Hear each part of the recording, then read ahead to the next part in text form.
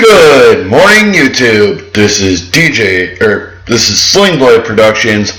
My name is Alan, and before I get to the actual topic of this video, which is my Money in the Bank review show / video, I just want to give a shout out to my hometown Cleveland Cavaliers for winning their first NBA title. So, with that in mind, let's get down to it. And last night's Money in the Bank pay-per-view was excellent. I must give WWE credit where credit is due. With that in mind, I will give you a running count of my correct and incorrect predictions from my predictions video. So, let's get started. The first match on the pre-show was the Golden Truth, Goldust and R-Truth versus Breezango, which is Tyler Breeze and Fandango. I had predicted Breezango to win this match, but that was before I knew about the sunbed incident. Of course, I didn't get to watch Raw or SmackDown the last couple weeks for various reasons, and mostly because of the American Hockey League Calder Cup playoffs and the NBA playoffs. With that in mind, like I said, I had predicted Breezango to win the match, and even in my how I would book video, I believe I said I would book them to win. Goldust scored the pinfall for his team. The match was 5 minutes and 6 seconds long, and to say the least, the match was bizarre.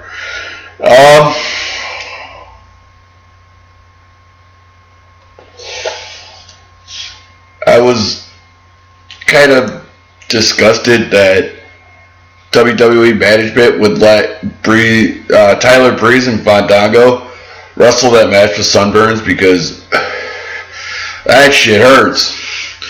Trust me, I've had more than my fair share of sunburns. They hurt no matter what. Unfortunately, the match was a little short. I guess that was just due to the sunburns, and that really changed the expected circumstances. For what it wasn't a bad way to start the show. If I was booking the show, I probably would have taken the match off the card to protect the health of Tyler Breeze and Fandango, and probably pushed it to a later pay-per-view, but that was me. This isn't how I would book. This is my preview or my review. So, getting back to it, given the circumstances, the match was entertaining.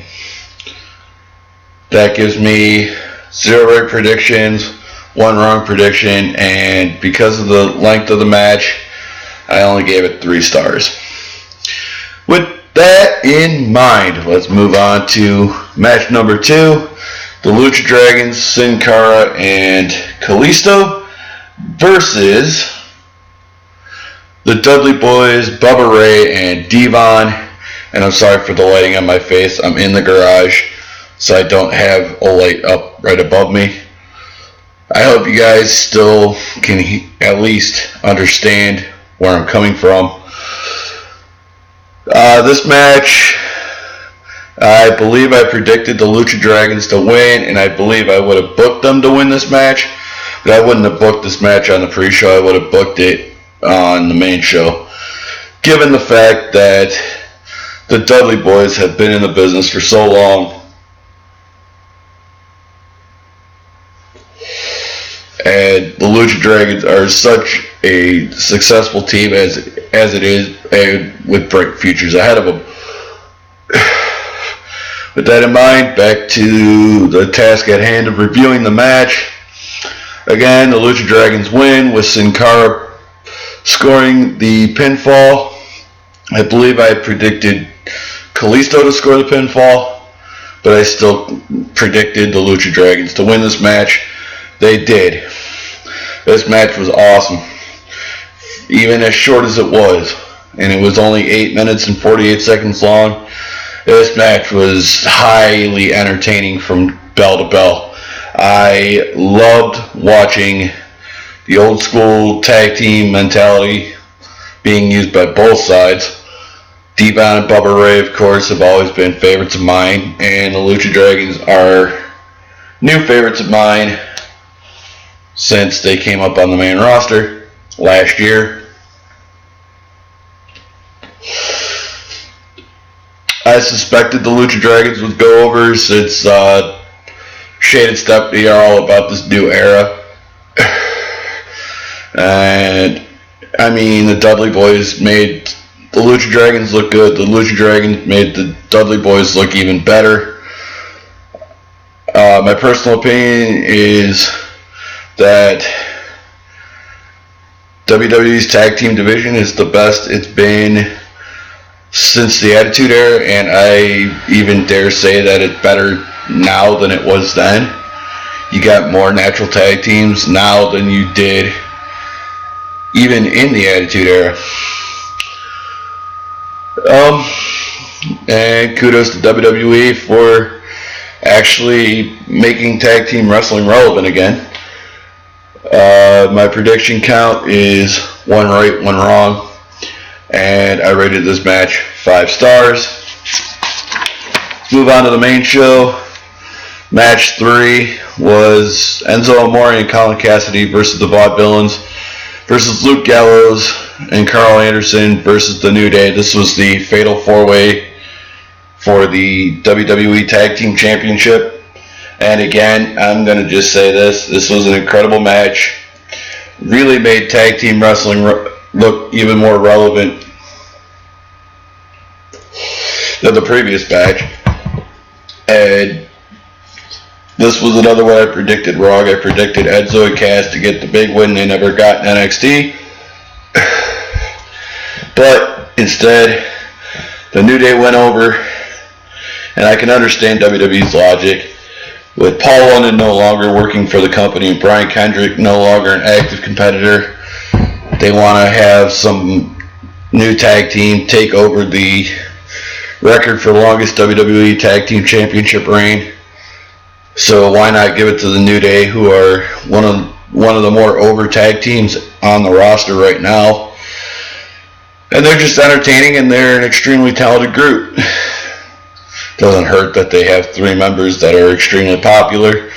But, having said that, Kofi Kingston scored the pinfall for the New Day. And this match was 11 minutes and 43 seconds long. And this was just an incredible 4-team match. I cannot say enough about the performance of the New Day, the Vaudevillains, Enzo and Cass, and Anderson and Gallows. All 4 teams looked incredible in this match. This match could have gone to any of the 4 teams and it would have been believable. At the end of the day, the New Day got the win, and I hope that all 3 teams remain at the top of the list for tag team title shots, because all 3 teams deserve it. Of course, Anderson and Gallows coming in from Japan and being extremely dominant since their debut, which was also Gallows' return. The Vaudevillains, of course, a lot of popularity with them, despite them being heels, and Enzo and Cass. We know the responses they get. So, kudos to the WWE for putting the 4 most popular teams in one match. Great match. Of course, still 1 correct prediction, 2 wrong predictions, but I had to give this match 5 stars because this was a tag team classic for 4 teams. This takes us to match 4. Baron Corbin versus Dolph Ziggler. I believe I predicted Baron Corbin to win this match, so it is what it is. It was a singles match. It was 12 minutes and 23 seconds long, and finally, Baron and Dolph got a chance to show off on the main show. Both were extremely over in this match, and this match was just incredible. Having said that, both guys looked extremely strong in this match, and I hope that this is a stepping stone for Baron to get into a singles title picture, and same for Dolph, because Dolph has been with the company for so long. He deserves better than to be toiling at the bottom of it each and every show. It doesn't hurt that I have a little bias toward Dolph Ziggler because he is from my hometown, but I'm still very, very, very fond of Baron Corbin as well. So I would love to see him get a push. He came in so red hot, and then he had his momentum stolen from him, and it sucked, especially after he won the Andre the Giant Battle Royal. That in mind, I've got 2 correct predictions, 2 wrong predictions, and for this match, 5 stars. Takes us to match number 5, Charlotte and Dana Brooke versus Natalya and Becky Lynch. This was a women's tag team match. I believe when I did this for my How I Would Book video, I put this match on the pre-show because there was really no point to it.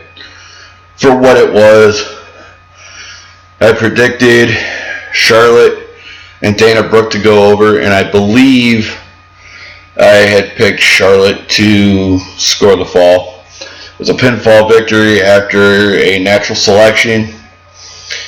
Like I said, it was really a pointless match. No title up for grabs. They should have put it on the pre-show. But in the end, Charlotte was the ultimate winner. Natalya was the ultimate loser, and neither Becky Lynch nor Dana Brooke really gained anything from this match. And after the match, there was a little bit of controversy with Natalya beating on Becky Lynch. I hope this isn't a sign of a heel turn for Natalya, because I love her too much and I don't like her as a heel. She's not a very good heel.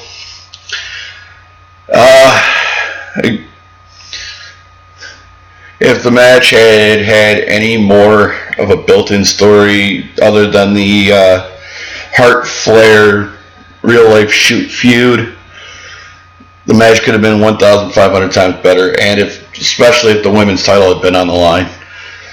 That in mind, 3 correct predictions, 2 wrong predictions, 3-star match. Could have been way better. This takes us to match 6, Sheamus versus Apollo Crews. It was a singles match. Apollo Crews won by pinfall. Match was 8 minutes and 36 seconds. I actually enjoyed this match. I've always been a fan of Sheamus since he debuted in the WWE, and Apollo Crews is quickly growing on me. And these two really left it out in the ring, and I respect that. Apollo got the win, as I had suspected. Apollo Crews was so over in NXT. You bring him up, he deserves to be where he's at.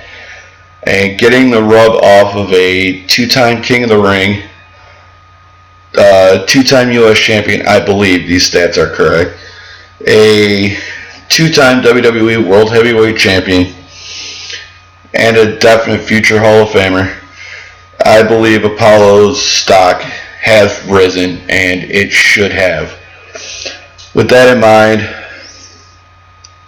I hope that WWE capitalizes on this and really pushes Apollo, because he's an excellent wrestler, and he's extremely smart, and he's extremely athletic.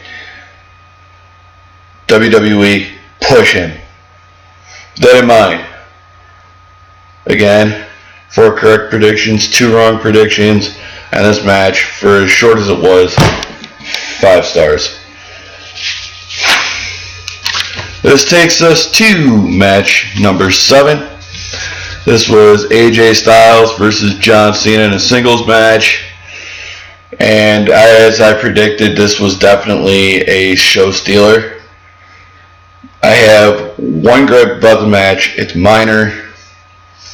And that was Luke Gallows and Carl Anderson involving themselves when on the contract they weren't supposed to. AJ Styles, as I predicted, went over with pinfall. Match was 24 minutes and 10 seconds long. I believe when I did the booking of this match and how I would book video, which I will be leaving links to in the card section up there. Your right, my left.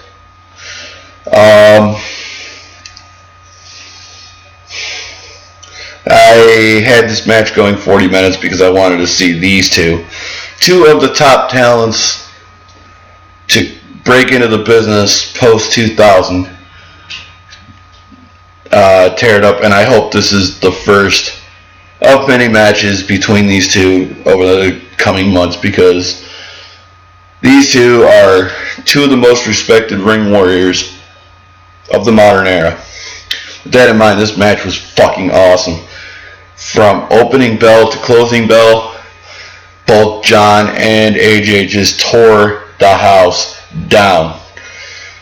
I cannot say enough how much I respect John Cena for his work ethic and his knowledge of the business. I cannot stress enough how much I respect AJ Styles for his in-ring work, his work ethic, and just how his ability to get over transcends even the biggest stage in professional wrestling. That in mind, this match went back and forth. Both wrestlers hit their finishes at least twice. Both men tried to get their opponents to submit, and both guys just looked stellar in this match. I cannot say that enough. This match could have been a 5-star had it not been for Carl and Luke getting involved, but it is what it is. AJ Styles, as I predicted, went over. That's 5 correct, 2 wrong. And this match was only 4.5 stars, but that's because of Gallows and Anderson. This takes us to match number 8, which was Chris Jericho versus Cesaro versus Sami Zayn versus Alberto Del Rio versus Kevin Owens versus Dean Ambrose. This was the Money in the Bank ladder match. And damn, what a show stealer it was. It deserved the 20 plus minutes it got, which was 21 minutes and 38 seconds. And this was by far the best Money in the Bank ladder match I've ever seen. It was physical. It was high octane. This match was hard hitting from bell to bell. Every competitor in this match left everything they had, all 110% of it, in the ring and on the line. Any competitor could have won this match and it would have been believable. But at the end, Dean Ambrose got it by retrieving the briefcase. That makes my prediction count 5 right, 3 wrong, because I had predicted Sami Zayn, and I believe when I had done how I would book video for this pay-per-view, I had booked Sami to go over. But in the end, I can't complain. 5 stars. Alright. So, now we get to our next title match. It was Rusev with his real-life fiance, on-screen manager Lana, versus Titus O'Neil. This was a singles match for the WWE United States Championship. Rusev, as I had expected, was going to go over because of Titus O'Neil's suspension. I didn't feel it was right, and if I had booked this show, I would have given Titus the win, and I predicted Titus to win. But I can't complain because it was a great match. Both guys were extremely strong in this match. It took 2 accolades from Rusev to put Titus O'Neil down. So hopefully that's a sign that that Titus O'Neil is gonna get better booking, and that Rusev is going to get better booking after the shitty booking he got with the League of Nations all the way up through WrestleMania. Excuse me. In my opinion, Titus O'Neil was better all around. But Rusev, of course, being a company guy. And Titus is really a company guy too.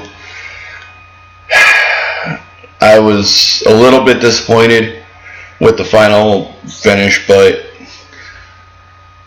it is what it is. Oh wait, no, I actually predicted Rusev to go over. So, I am corrected here. I've got 6 correct predictions, 3 wrong predictions. Last comment before I give you my match rating. This match should have gone a little longer because it was a title match, and that's really my lone major gripe. But all things considered, I'm giving this match 5 stars, and that takes us to our main event. Seth Rollins versus Roman Reigns singles match for the WWE World Heavyweight title. I believe I had predicted Roman Reigns to go over, not knowing who was going to win the Money in the Bank ladder match. And I believe I had booked Roman Reigns to win, with Sami Zayn cashing in Money in the Bank. We'll get to the cash in a bit. But Seth Rollins won this match by pinfall. And it was such a great match. It was back and forth. Both Roman and Seth had so many times where they could possibly close each other out, and the false finishes were many, but they were believable. And hate to say it, but for a world title match, the result didn't matter because of the Money in the Bank stipulation. But Roman and Seth had a classic of a match, and I hope to God these two go head to head for the title again, because this was an incredible match. Both sides were just incredible. Good to see Seth back after his horrible knee injury that ended his title reign prematurely. Roman, of course, he doesn't lose anything in his stock with the company just because of this loss. If anything, it gives him a chance to take some time off, because he's been working his ass off for so long, and come back 100%, no longer beat up, no longer bruised from the constant travel. My prediction count, 6 right, 4 wrong. And of course, after a 26-minute classic, I have to give this match 5 stars. This takes us to the cash-in, which was Dean Ambrose versus Seth Rollins. I expected this to happen. Was I expecting it to be Dean? No, I was expecting it to be Sami Zayn, but again, it is what it is. Dean Ambrose, of course, ultimately won after 9 seconds in a pinfall. Singles match for the WWE World Heavyweight title, and again, I expected the cash-in to happen tonight. Dean had earned that right with his Money in the Bank ladder match win. We all know that. But it was cool to see all 3 members of the Shield finally complete their rise to the top at the same time. They all deserved it. They came in red hot. And it just, my only beef with the whole thing is that they didn't do it as a unit. They did it on their own separate paths. But again, it is what it is. Of course, Seth really didn't have a chance in this, and he looked like shit, but it didn't diminish his showing in his classic with Roman Reigns.